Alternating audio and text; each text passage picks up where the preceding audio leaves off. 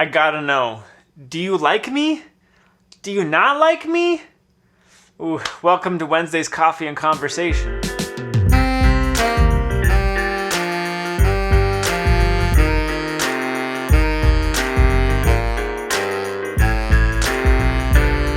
Well, welcome back to another Wednesday, another Coffee and Conversation. Look, most of us are stuck at home right now, and so let's just take some time, 5 minutes, to reflect on and think about Sunday's message, Sunday's teaching, in order to put it into practice in our everyday lives. Even better, and if your family's there at your house, watch it together with your family. If not, call up a friend, see how they're doing, pray with one another, and discuss these questions with each other over the phone, over video chat.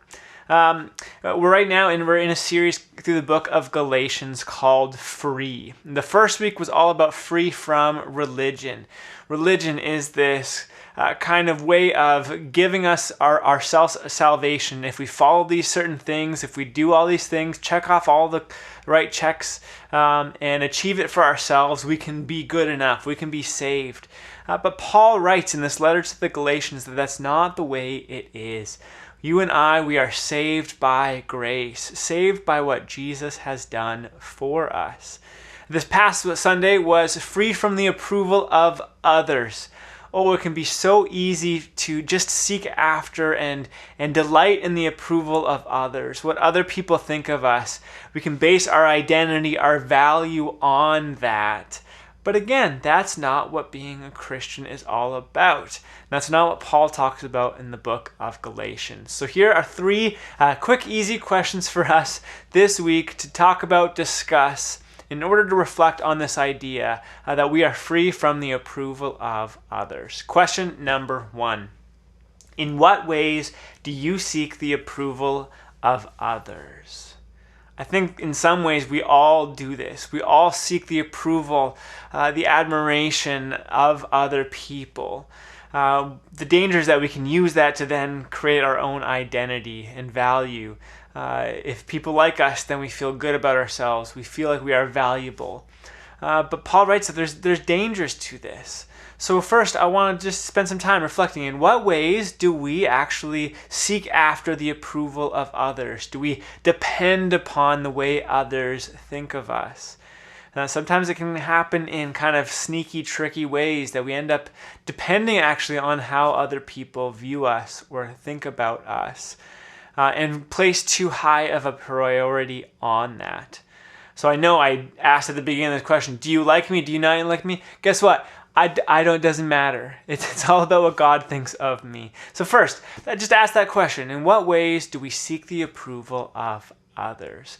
Question number 2. How have you struggled with grace? See, Paul's message in this book of Galatians is that we are saved by grace, by Jesus' love towards us, by his grace towards us. We are given a new identity and a new, fresh start. But grace can be tricky. We can be reluctant to accept it and to actually embrace it fully, kind of still wanting to seek after and prove that, we're deserving of grace. Because, we're actually not that bad of people, and God doesn't have to use as much grace on us because, we're doing pretty good. But how do we actually struggle with this concept of grace? Do we believe it? Do we buy into it? Do we actually embrace it fully?